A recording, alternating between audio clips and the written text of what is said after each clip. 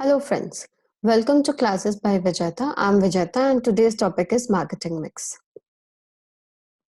Marketing mix can be defined as the set of controllable, tactical marketing tools that the firm blends to produce the response it wants in their target market. अपने target market में जब एक company ने अपना target choose कर लिया, अपना target market को आइडेंटिफाई कर लिया है, तो उस टारगेट मार्केट में अपने प्रोडक्ट के लिए रिस्पॉन्सेज जनरेट करने, अपने प्रोडक्ट के लिए डिमांड जनरेट करने के लिए जो भी एक्टिविटी करती है, जो भी टैक्टिकल टूल्स को इस्तेमाल करती है, उसको हम मार्केटिंग मिक्स कहते हैं. बेसिकली ये हर एक एक्टिविटी को कवर करता है जिससे कि डिमांड जनरेट हो. मार्केटिंग मिक्स को ई जेरोम मैकार्थी ने अपने एक पॉपुलर आर्टिकल में पॉपुलराइज करा था, कॉइन करा था अपने एक और कलीग के साथ, और उन्होंने इस मॉडल का नाम रखा था 4P. 4P में उन्होंने 4 एलिमेंट्स दिए हैं. पहला एलिमेंट है प्रोडक्ट, दूसरा है प्राइस, तीसरा है place and fourth is promotion. Product, जो प्रोडक्ट कंपनी मार्केट में लेके जा रही है या जिसको वो ऑफर कर रही है. प्राइस, जिस कीमत पे उसको ऑफर कर रही है. प्लेस, ऐसी जगह जहां से कस्टमर वो सामान को खरीद सकता है. और प्रमोशन, कैसे उस प्रोडक्ट के बारे में वो जानता है, कस्टमर तक ये बात कैसे पहुंची कि किसी कंपनी ने इस तरह का कोई प्रोडक्ट बनाया है. ये चारों एक्टिविटी को एक साथ मिला करके 4Ps या फिर मार्केटिंग मिक्स कहते हैं. हम लोग एक एक क्वाड्रेंट के बारे में डिटेल से जानते हैं. तो पहला क्वाड्रेंट है product. Product can be defined as anything that can be offered to a market for attention, acquisition, use, or consumption that might satisfy a want or need. जो भी चीज, ऐसी कोई भी वस्तु जो मार्केट में एज अ कंपनी हम मार्केट में to gain attention, to acquire customer, उसके यूसेज के लिए या उसके कंजम्पशन के लिए ऑफर करते हैं. किस चीज के लिए ऑफर कर रहे हैं? In order to satisfy the needs of our customer. Marketing activity हम क्यों करते हैं? ताकि हम अपने कस्टमर्स की डिमांड को, उसके नीड्स को, उसके वांट्स को, डिजायर्स को सेटिस्फाई कर पाए. तो उस वांट, नीड, डिजायर को सेटिस्फाई करने के लिए जो भी वस्तु, जो भी चीज हम ऑफर करते हैं मार्केट में, उसको हम प्रोडक्ट कहते हैं. वो प्रोडक्ट कुछ भी हो सकता है. वो एक फिजिकल टैंजिबल प्रोडक्ट हो सकता है, वो कोई सर्विस हो सकती है, वो कोई पर्सन हो सकता है. जैसे कोई सेलिब्रिटी, हम सेलिब्रिटी को भी देखने जाते हैं तब भी उसके लिए पैसे दे रहे हैं, तो हम क्या कर रहे हैं वहां पे? I am buying that product, right. कोई प्लेस, हम किसी जगह पे घूमने जाते हैं, जगह तो हमने नहीं बनाई, लेकिन फिर भी अगर हम उस जगह पे घूमने जाते हैं, उस जगह को देखने जाते हैं, तो वी नीड टू पे सम प्राइसेस. तो वो place, that also act as a product. Organisations बहुत बार हम एस्पायर करते हैं to be part of that organisation, तो that too is a type of product जो कि एक ब्रांड इमेज की तरह काम करती है. एंड इवन आइडियाज भी एक तरह का प्रोडक्ट है. डिफरेंट आइडियाज जिसको भी लेकर के हम मार्केट में उसको सेल आउट करते हैं, उसके ऊपर काफी काम करते हैं, रिसर्च, डेवलपमेंट, ये सब के लिए. ये फ्री में नहीं होता. तो कोई भी चीज अगर फ्री में नहीं होती, उसको मार्केट में ऑफर किया जा सकता है, तो उसको हम प्रोडक्ट कहते हैं. प्रोडक्ट के बहुत सारे एट्रीब्यूट्स होते हैं. प्रोडक्ट बहुत सारे एट्रीब्यूट्स से मिलके बना हुआ होता है. या फिर एज अ मार्केटर आप जो भी प्रोडक्ट मार्केट में लेके आ रहे हैं, तो उसके बहुत सारे एट्रीब्यूट्स हो सकते हैं, उसके बहुत सारे फीचर्स हो सकते हैं, उससे बहुत रिलेटेड एलिमेंट्स हो सकते हैं. तो पहला एलिमेंट होता है उसकी वैरायटी. जैसे कि मान लीजिए लक्स, तो लक्स आपको ब्लू कलर का मिलेगा, येलो भी मिल जाएगा, पिंक भी मिल जाएगा, ग्रीन भी मिल जाएगा, रेड भी मिल जाएगा, ब्लैक भी मिल जाएगा. तो there are so many variety to one single product, that is called Lux. उस डिफरेंट वैरायटी से हम डिफरेंट टाइप के बायर्स को सेटिस्फाई कर पा रहे हैं. दूसरा आता है क्वालिटी बीइंग अ वेग वर्ड. किसी के लिए अच्छा, किसी के लिए बुरा, उसका कोई डायमेंशन नहीं है. लेकिन जब हम प्रोडक्ट बेस्ड क्वालिटी की बात करते हैं, तो basically what type of ingredient you are using, जिस तरह के इंग्रेडिएंट, जिस सामान से मिल करके आपका ये प्रोडक्ट बना हो, उसके बेसिस पे आप क्वालिटी डिफाइन करते हैं. उसके बाद आता है उसका डिजाइन. आप डिजाइन में जितनी ज्यादा सोफिस्टिकेशन लाते हैं, जितनी ज्यादा उसमें चेंजेस लाते हैं, और जो कि कस्टमर्स को आपको एल्योर कर सकती है, वो आपके प्रोडक्ट को और भी ज्यादा मार्केटेबल बनाती है। जैसे कहते हैं जर्मन कारें, वो अपने डिजाइन के लिए जाने जाते हैं, वो अपनी टेक्नोलॉजी के लिए, अपनी क्वालिटी के लिए जानी जाती है। तो जितना ज्यादा आप डिजाइन में काम करेंगे उतना ज्यादा आपका प्रोडक्ट मार्केटेबल हो सकता है। उसके बाद आता है फीचर्स। सबसे आसान होता है अपने प्रोडक्ट को फीचर्स के बेसिस पे बेचना। आप जितने अच्छे अच्छे फीचर्स आप अपने कस्टमर्स को कम्युनिकेट कर सकते हैं, जिसको बढ़ा सकते हैं, बता सकते हैं, उससे ही उसी के अकॉर्डिंगली, उसके प्रोपोर्शनेट प्रोडक्ट को क्वालिटी वाइज इंप्रूवमेंट भी मिलता है और उसको मार्केटेबिलिटी भी बढ़ जाती है।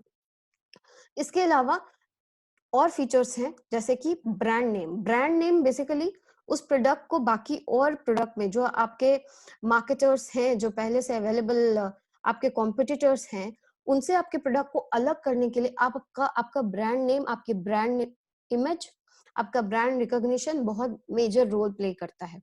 जैसे फॉर एग्जाम्पल आटा। आटा नॉर्मली ऐसे रखा है, वो एक कोर प्रोडक्ट हो जाता है, लेकिन जैसे ही वो पतंजलि के बैग में चला जाता है, वो पतंजलि का आटा हो जाता है। उससे उसकी ब्रांड नेम के बाबा, रामदेव, हर्बल, ये सारी चीजें अपने आप आ जाती हैं। ऑल्दो आटा तो हर्बल ही होता है, लेकिन फिर भी हम उसको देखते के साथ लग जाता है कि नहीं, हमारा ब्रांड नेम उन्होंने जिस तरह से क्रिएट कर रखा है पतंजलि का, कि everything which is coming from the house of Patanjali, everything which is coming from Baba Ramdev's house will be a herbal product. तो ब्रांड नेम, उसके बाद एक मेजर करता है। उसके बाद आता है पैकेजिंग। हर एक आप पैकेजिंग देख करके भी प्रोडक्ट की क्वालिटी आइडेंटिफाई कर लेते हैं। बहुत सोफिस्टिकेटेड, बहुत एलीट पैकेजिंग की हुई है तो ऑटोमेटिकली हमको पता है कि इस प्रोडक्ट का दाम ज्यादा होने वाला है। बिना पैकेट को पलटे हुए, बिना उसका दाम देखे हुए हमें ऑटोमेटिकली पता चल जाता है। तो पैकेजिंग जितनी अच्छी, उसकी प्राइमरी, टर्शियरी, सेकेंडरी पैकेजिंग आप करते हैं, उतना अच्छा आप अपने प्रोडक्ट को मार्केटेबल बना सकते हैं। जितनी ब्यूटीफुल, जितनी स्ट्रॉन्ग और जितनी कम्युनिकेटिव पैकेजिंग होगी, आपके ब्रांड की, अपने प्रोडक्ट की मार्केटेबिलिटी बढ़ जाएगी। उसके साथ होता है अलाइड सर्विसेज। सर्विसेज प्रोडक्ट के साथ हो सकते हैं, प्रोडक्ट के बिना भी हो सकते हैं। सर्विसेज इंडिविजुअली आप सर्विसेज को as a product sell out करते हैं, लेकिन अगर हम यहाँ पे बात कर रहे हैं तो यहाँ पे बात कर रहे हैं प्रोडक्ट के साथ अलाइड सर्विसेज। जैसे कि एक टीवी वाला टीवी तो बेच रहा है, लेकिन साथ में एक सर्विस और क्या दे रहा है, आपके घर पहुंचा देंगे, इंस्टॉलेशन फ्री कर देंगे आपके लिए। बाकी टाइम कभी भी कोई प्रॉब्लम होगा तो आप हमें कॉल कर सकते हैं, हमारा इंजीनियर आपके घर जाके बना देगा। तो प्रोडक्ट का, टीवी का उस इंजीनियर से कोई लेना देना नहीं, वो प्रोडक्ट के साथ नहीं आया आपके, लेकिन वो दुकानदार ने आपको ये सर्विस दी। तो सर्विसेज एक बहुत बड़ा एक पार्ट है जिससे कि आप अपने प्रोडक्ट की मार्केटेबिलिटी बढ़ा सकते हैं। जैसे कि आपने टाटा स्काई का एडवर्टीजमेंट देखा होगा कि आप जहां से भी आपका फोन लग सकता है वहां पे टाटा स्काई लग सकता है। तो installation is a service that Tata sky is giving you. उसके बाद आती है वारंटीज। वारंटीज होती है एक तरह की प्रोडक्ट की रिलायबिलिटी। जितने प्रोडक्ट में जितने दिन की वारंटी रहती है, हम श्योर रहते हैं कि हमारे प्रोडक्ट में कोई प्रॉब्लम होगी तो company will take care of it.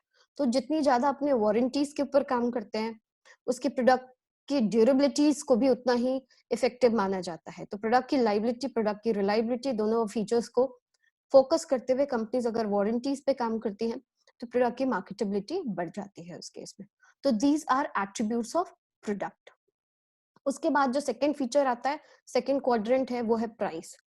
Price क्या होता है? Price is the amount of money charged for a product और सर्विस और the sum of the values that consumer exchange for the benefit of having और using the product और service. किसी product को पाने का, उसको यूज करने का, उसको कंज्यूम करने का, अगर किसी के पास वो अधिकार आता है, वो पोजेशन लेने के लिए, उसके बदले में वो जो भी चीज, जो भी कीमत अदा करता है, उसको प्राइस कहते हैं। The amount of money charge for that product और सर्विस इज कॉल्ड प्राइस। और द वैल्यू, उस प्रोडक्ट के वैल्यू को एक्वायर करने के लिए, उसका पोजेशन को एक्वायर करने के लिए जो भी कीमत, जो भी एक्सचेंज में जो चीज दी जाती है, उसको हम प्राइस कहते हैं। Everything in the world comes with a price. Everything has a hidden price और price which can be shown, जिसको कि हम लिस्ट प्राइस कहते हैं। जब आपको प्राइस दिखती हो, आपको पता हो, लिस्टेड हो, तो उसको हम लिस्ट प्राइस कहेंगे। लिस्ट प्राइस बेसिकली होती है जो प्रोडक्ट जब भी आप खरीदते हैं उसके पैकेजिंग के ऊपर जो लिस्टेड प्राइस है, उसको हम लिस्ट प्राइस कहते हैं। और अपने लिस्ट प्राइस के साथ वो किस तरह से आपको, कितने अच्छे से आप मार्केट स्टडी करके अपने प्रोडक्ट की लिस्टिंग करते हैं, स्किमिंग यूज कर रहे हैं, आप पेनिट्रेशन प्राइसिंग यूज कर रहे हैं, आप किस तरह की प्राइसिंग स्ट्रैटेजी यूज कर रहे हैं, उसको लेकर के आपको लिस्ट प्राइस, बहुत चीजों को ध्यान में रख करके अपनी पहली बार जो प्राइस आप प्रोडक्ट के ऊपर लिखते हैं उससे बहुत ज्यादा फर्क पड़ता है। बाकी चीजें डिस्काउंट वगैरह ये सारी चीजें तो आती जाती रह सकती है, लेकिन आपका list price plays a major role. उसके बाद आता है डिस्काउंट। आप अपने कस्टमर्स को डिस्काउंट दे करके भी अपना अपने क्या कहते हैं गिरफ्त में ले सकते हैं। तो डिस्काउंट्स में जो प्रोडक्ट जो कस्टमर्स आपका सामान खरीद भी नहीं रहे हैं अभी फिलहाल, हो सकता है डिस्काउंट देख के ले ले। जैसे कि आप देख सकते हैं साल भर में 2 बार सेल लगते हैं कपड़ों के ऊपर, तो लोग वेट करते हैं कि अच्छा सेल लगेगा तब जाके खरीदेंगे। तो sale, that discount plays a major role in acquisition of that particular product. ऐसा नहीं कि उस वक्त प्रोडक्ट ज्यादा अच्छा हो जाता है, लेकिन किस पे काम किया मार्केटर ने काम किया यहाँ पे डिस्काउंट पे। उसके बाद होता है अलाउंसेस। अलाउंसेस मतलब रिबेट्स आपको कितने मिल रहे हैं, pre allowances. Payment period, payment period जैसे ये एक बहुत बड़ा मेजर रोल है जब आपका जो प्रोडक्ट है वो हाई इन्वॉल्वमेंट प्रोडक्ट है और प्लस उसको उसकी कीमत आप बहुत लंबे टाइम तक आप चाहते हैं कि वो एक डफर्ड पेमेंट के मोड में आ जाए, आप उसको धीरे धीरे पे करें। जैसे कि एग्जांपल है ईएमआईज। जैसे बहुत सारी होम लोन कंपनी हैं जो कि बहुत लंबा पेमेंट पीरियड देती है। जैसे बहुत सारे पीएसयूज हैं जो कि आपको 30 साल तक का होम लोन देंगे। बहुत सारे बैंक्स हैं जो आपको 20 साल तक का ही होम लोन देंगे। तो 20 साल और 30 साल के होम लोन में ईएमआई दे रहे हैं, मतलब हमने पूरे जो भी जितना भी हमारा इंटरेस्ट आता है, जो प्रिंसिपल आता है, दोनों को मिला करके इक्वेटेड मंथली इंस्टॉलमेंट्स में बांट देते हैं। तो अगर कहीं पे भी पेमेंट पीरियड ज्यादा लंबा है तो ऑब्वियसली ईएमआई क्या होगा, वो घट जाएगा। ईएमआई का जो अमाउंट रहेगा in comparison to a shorter period वो कम रहेगा। तो अगर मान लीजिए कोई रियल एस्टेट कंपनी है, वो एक ऐसे बैंक के साथ टाइप करती है जो कि एक लंबा पेमेंट करती है, तो वैसे लोग जिनकी सैलरी कम है वो जाकर के वो रियल एस्टेट वो घर खरीद सकते हैं, क्योंकि उनको एक छोटा अमाउंट अपनी सैलरी से निकाल के देना है in comparison to a bigger amount जो कि उनको 20 साल के टर्न पेमेंट पीरियड के लिए देना पड़ता। तो इससे क्या हुआ कि इससे बैंक को भी उनका पेमेंट मिल रहा है। जो सैलरी क्लास है जिसके पास कम सैलरी है लेकिन उसको घर खरीदना था, उसका भी काम हो जा रहा है, और जो रियल एस्टेट एजेंट या जो रियल्टर जिसने ये घर बनाया उसका भी घर बिक जाता है। तो प्रोडक्ट वही है, घर तो वही है, लेकिन फिर भी हमने काम कहाँ पे किया, हमने पेमेंट पीरियड के ऊपर काम किया। तो पेमेंट पीरियड एक बहुत अच्छा टूल होता है मार्केटर्स के हाथ में। और सबसे इंटरेस्टिंग टूल होता है क्रेडिट टर्म। क्रेडिट टर्म होता है उधार की अवधि, कितने उधार का क्या क्या टर्म एंड कंडीशन है और कितने टाइम पे अवधि में कितने टाइम पे उसको हम पे कर सकते हैं, सॉरी। तो क्रेडिट, जैसे कि मान लीजिए अभी आजकल क्या होता है, आप देखिए बहुत जल्दी जल्दी लोग मोबाइल चेंज करते हैं, बहुत जल्दी जल्दी लोग गाड़ियां बदलते हैं, घर भी बहुत तेजी से खरीदते हैं। क्यों? क्योंकि जो क्रेडिट के टर्म्स हैं वो भी आज के टाइम में बहुत इजी हो गए हैं।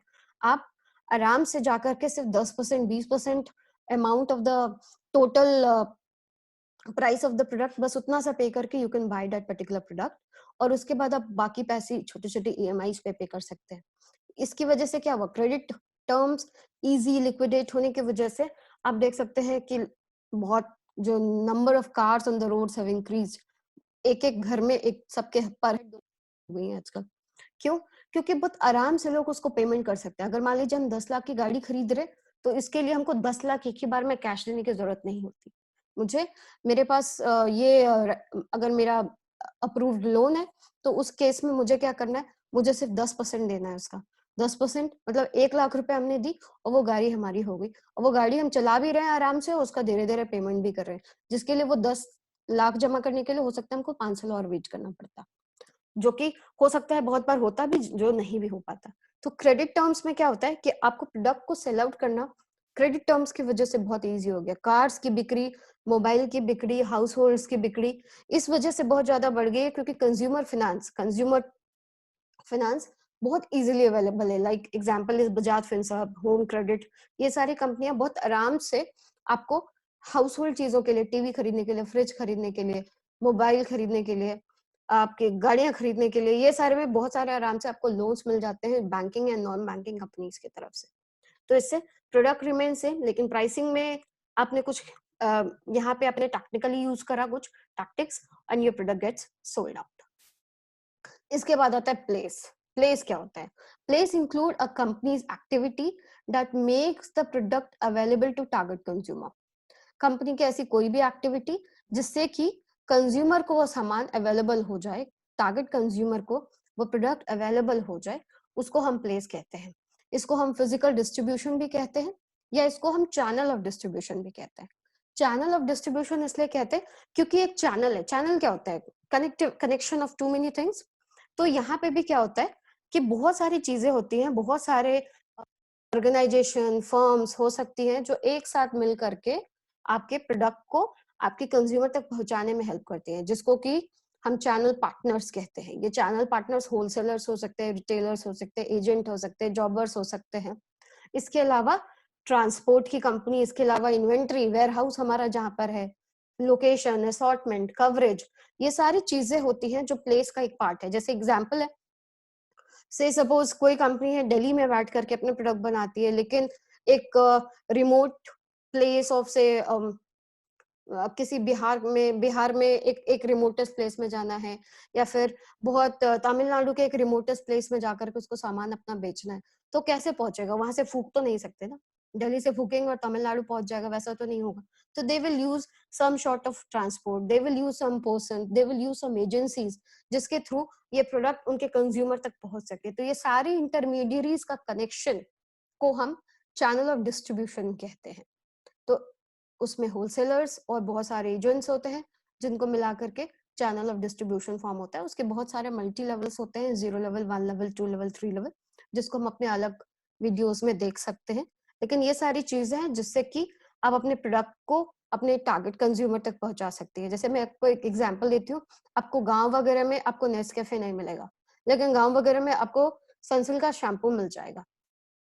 सनसिल्क का शैम्पू HLL बनाती है और नेस्कैफे नेस्ले बनाती है। नेस्ले का डिस्ट्रीब्यूशन रूरल डिस्ट्रीब्यूशन नहीं है, एकदम गांव तक वो नहीं जाती, लेकिन HLL एकदम गांव गांव तक उनका डिस्ट्रीब्यूशन है।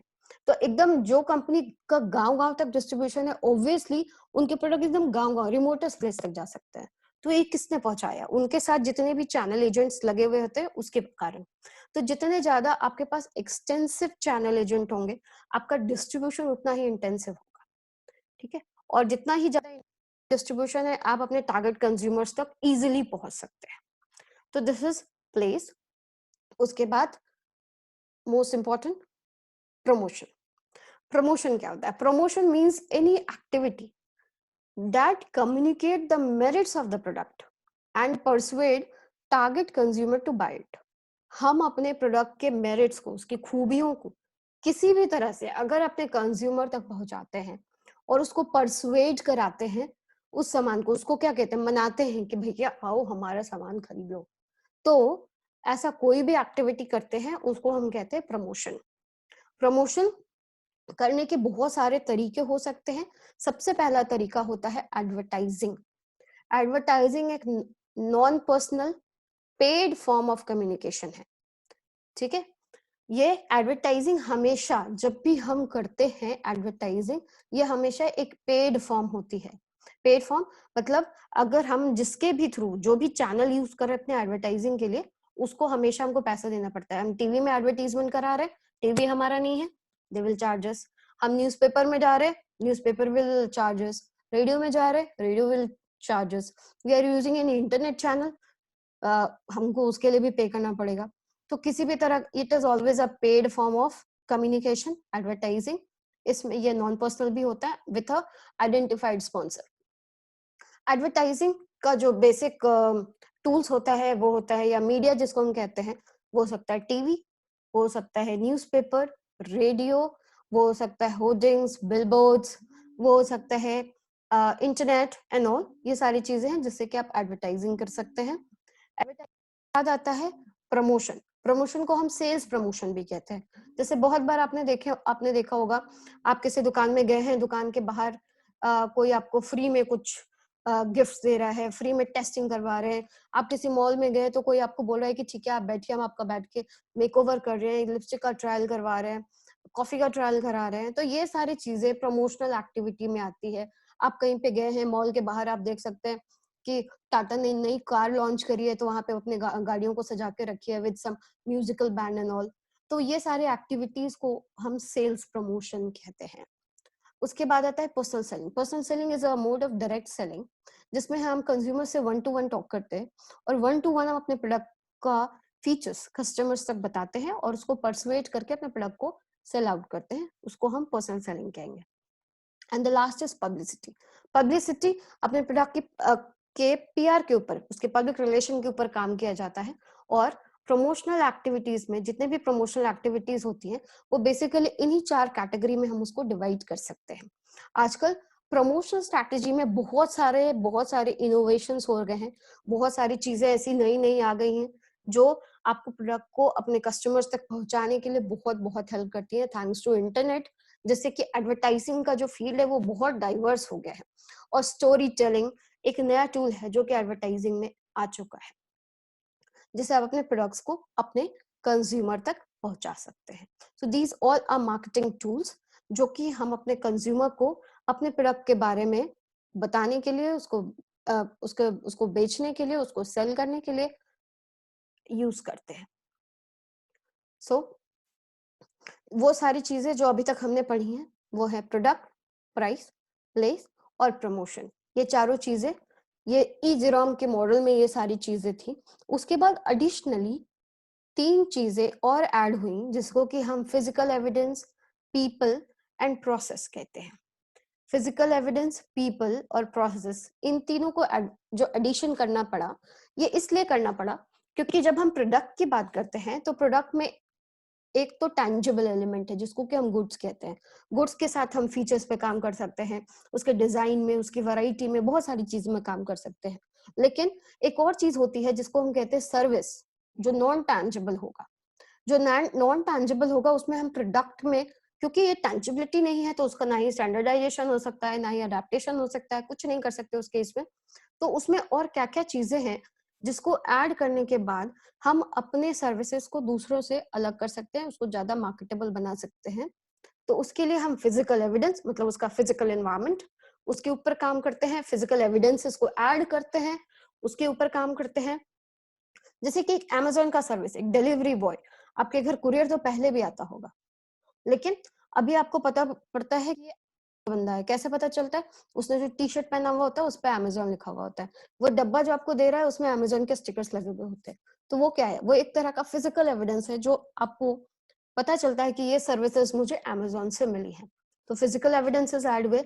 उसके बाद पीपल, हर तरह का सर्विस इनकाउंटर जो भी आप करते हैं उस प्रोडक्ट को पाने में, मतलब उस सर्विसेज को एक्वायर करने में, उन सबको हम पीपल कहते हैं। People can be the employees attached, people can be the person who is receiving this service, people are associated, people who are associated with the brand, उन सबको हम people के कैटेगरी में कैटेगराइज करते हैं। और लास्ट होता है प्रोसेस, कैसे हमने इस प्रोडक्ट को बनाया, कैसे हमने सर्विस को अब तक पहुंचाया। ये सारी चीजें मिल करके इसको हम 7 P's ऑफ सर्विस मार्केटिंग कहते हैं। तो प्रोडक्ट की मार्केटिंग के लिए 4 P's वर देयर और सर्विसेज के मार्केटिंग के लिए एडिशनली 3 P और ऐड किए गए जिसको कि हम 7 P's ऑफ सर्विस मार्केटिंग कहते हैं। और आज के करंट टाइम्स में the 4P went to 7P and this 4P P plus 7P and now what we have is 14P. आज के टाइम में करंटली 2020 वी हैव 14P। ये ग्राहम हार्वे का एक मॉडल है जो उन्होंने बनाया था, जिसमें कि आपके जो पुराने 4 P's थे वो तो हैं ही, प्लस जो 3 P's थे वो भी है। आप इसको गौर से देखें। इसके अलावा एडिशनली और 7 P's ऐड किए गए हैं and the latest one is persistence, जो कि ऐड करके पूरे टोटल जो मार्केटिंग मिक्स बनता है वो होता है 14P। जो नए एडेड P's हैं वो है पर्पस, वो है पॉइंट ऑफ डिफरेंस, वो है programming, performance, positioning, prospecting, planning and persistence. So this is all about marketing mix. Thank you very much. If you have any query, anything you need to write to me, you can write to me at vijata.rwc@gmail.com or you can simply comment in the comment box. Thank you very much.